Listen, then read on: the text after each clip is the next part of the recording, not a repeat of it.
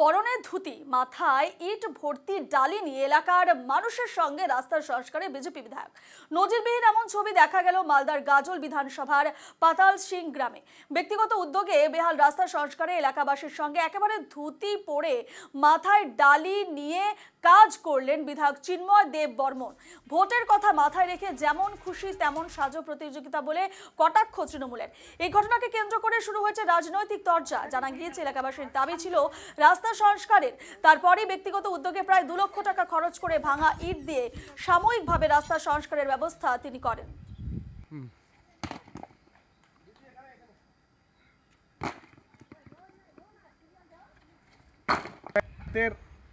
অন্তর্গত পাতাল সিং গ্রাম, আর সেই পাতাল সিং গ্রামে উপস্থিত রয়েছি। এই গ্রাম বা জনবসতি দেশ স্বাধীনের সময় থেকে চলে আসছে। রাজবংশী এবং আদিবাসী সম্প্রদায়ের মানুষের বসবাস এই এলাকায়। মূলত আমি এখানকার জনপ্রতিনিধি 2021 সালে নির্বাচিত হওয়ার পরে বারংবার এই এলাকায় এসেছি, কিন্তু এত বড় রাস্তা কোনোভাবে করেই আর করে দেওয়ার মতো প্রতিশ্রুতি দিতে পারেনি বা করে দিতে পারেনি। কিন্তু আজকে আপনারা দেখছেন এই গ্রামের সমস্ত দিদিরা, মহিলারা, আমি কিছুদিন আগে একটা অনুষ্ঠানে এসেছিলাম 22শে জানুয়ারি, আর ভগবান শ্রী রামচন্দ্রের পুজো আর এই গ্রামে হয়, সেই পুজোয় আমাকে আমন্ত্রণ করেছিল, আমি এসেছিলাম। এবং এই রাস্তার বেহাল দশা আবার আমার চোখের সামনে আসে এবং এই পাড়ার এই সমস্ত মায়েরা, বোনেরা, দিদিরা আবদার করে যে তাদের কোনো রকম অসুখ বিসুখ হলে হসপিটাল যেতে, ছোট ছোট বাচ্চাদের স্কুলে পাঠানোর জন্য গাড়ি, স্কুলের গাড়ি আর এই এলাকায় ঢুকতে চায় না, বা বিভিন্ন নিত্যনৈমিত্তিক কাজের জন্য, যাতায়াতের জন্য প্রচণ্ড অসুবিধা হয়। আর সেই জন্যই তারা আমাকে দাবি করেছিল যে এই রাস্তাটা মেরামত করতে হবে।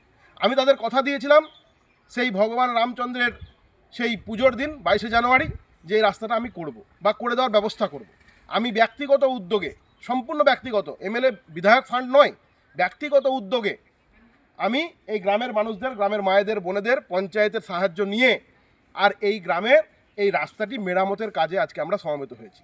আমরা নিজেরা শ্রম দিচ্ছি, গ্রামের এই দিদিরা, মায়েরা, বোনেরা তারা শ্রম দিচ্ছে, গ্রামের যুবক ভাইরা তারা শ্রম দিচ্ছে। আমরা ভাঙা টুকরো ইট কিনে নিয়ে এই রাস্তায় ফেলেছি এবং এর উপরে রোলার চালিয়ে রাস্তাটাকে আপাতত আগামী বর্ষা পর্যন্ত যাতে করে মানুষ চলাফেরা করতে পারে তার উপযোগী করে তোলা। এই নিয়ে বিস্তারিত জানবো আমাদের সঙ্গে এই মুহূর্তে সরাসরি রয়েছেন আমাদের প্রতিনিধি তনুজ জৈন। তনুজ, একেবারে দেখা যাচ্ছে যে ছবি, মাথায় ইট ভর্তি ডালি নিয়ে একেবারে ধুতি পরে রাস্তা সংস্কারের কাজে নেমে গেছেন বিজেপি বিধায়ক। বাধ্য হয়ে তিনি নেমেছেন এবং ব্যক্তিগত উদ্যোগেই রাস্তা সংস্কারের কাজে তার এই নামা।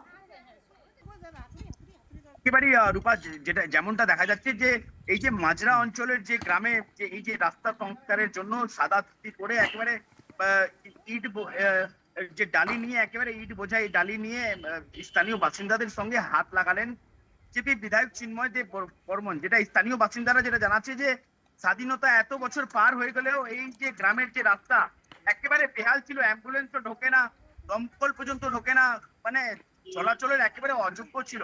একটি অনুষ্ঠানে এসেছিলেন চিন্ময় দেব বর্মন, সেখানকার বিধায়ক।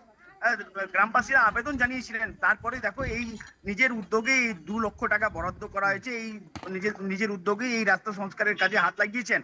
যদিও দেখো এই ঘটনা সামনে আসতে একেবারে রাজনৈতিক তরজার চরমে উঠেছে, কারণ যেটা তৃণমূল যেটা বলছে যে ভোটের মুখে যেমন খুশি তেমন সাজো, এমনটাই প্রতিযোগিতা চলছে, এমনটাই কটাক্ষ ছুড়ে দিয়েছে তৃণমূল। আর জানিয়ে একেবারে তুঙ্গে রাজনৈতিক চর্চা উঠেছে। কিন্তু তনুজ, এক্ষেত্রে একটা প্রশ্ন, যে স্থানীয় যিনি জনপ্রতিনিধি রয়েছেন তিনি কেন তাদের পাশে এখনো পর্যন্ত দাঁড়ালেন না? কারণ সামনে বিধানসভা নির্বাচন রয়েছে, এখনো পর্যন্ত গ্রামেরই রাস্তাঘাটগুলো এখনো পর্যন্ত মেরামত হয়নি, যার জন্য ভুক্তভোগী হচ্ছেন সেখানকার মানুষ। রূপা, দেখো স্থানীয় বাসিন্দারা যেটা বলছে যে বারবার আবেদন জানানো হয়েছিল ব্লক দপ্তরে, পঞ্চায়েত সমিতি, যে তৃণমূল পরিচালিত যে পঞ্চায়েত সমিতি, সেখানেও বারবার দরবার করা হয়েছিল, বারবার দুয়ারে দুয়ারে ঘুরেছে স্থানীয় বাসিন্দারা, কোনো রকম ভাবে কেউ এগিয়ে আসেনি। কারণ সেখানে দেখো বিজেপির ঘর বলেই এলাকায় জানা যাচ্ছে যে বিজেপির ঝুলিতেই সমস্ত ভোট চলে যাচ্ছে। এই কারণে এই গ্রামকে একেবারে কোন ঠাসা করে দিয়েছে তৃণমূল, এমনটাই বলছে স্থানীয় বাসিন্দারা। আর এই কারণেই বিজেপি বিধায়ক এগিয়ে আসলো। যদিও বিজেপি বিধায়কের ভূমিকায় প্রশ্ন তুলেছে যে এতদিন যখন রাস্তা সংস্কার খারাপ ছিল, সেখানে অ্যাম্বুলেন্স ঢুকতে পারছে না, পাশাপাশি দমকল ঢুকতে পারছে না, এতদিন কোথায় ছিলেন? আর তৃণমূল যেটা বলছে যে যেমন খুশি তেমন সাজো, একেবারে প্রতিযোগিতা চালাচ্ছে। বিজেপি নেতৃত্ব। বেশ, ধন্যবাদ তনুজ।